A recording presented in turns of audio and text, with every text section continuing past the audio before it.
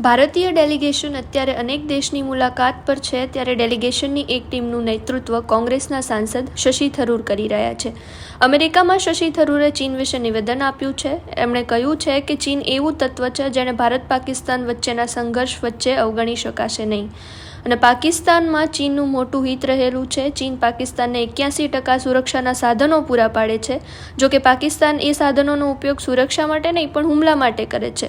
America સામે પોતાની વાત મૂકતા એમણે એ પણ કહ્યું કે 2020માં ગલવાન ઘાટીમાં જે સંઘર્ષ થયો હતો એના પછી પણ ભારતે ચીન સાથેના સંબંધો જાળવ્યા છે અને પાકિસ્તાન સાથેની અથડામણ પહેલા દિલ્હી અને બેઇજિંગ વચ્ચેના સંબંધો સારા થયા હતા. પણ જ્યારે પાકિસ્તાનને સાથ આપવાની વાત હોય ત્યારે એક અલગ ચીન હંમેશાથી દેખાયું છે. અમેરિકામાં શશી થરૂરે ભારત-પાકિસ્તાન સંઘર્ષ વિશે આપેલું આ નિવેદન હમણાં ખૂબ ચર્ચામાં છે.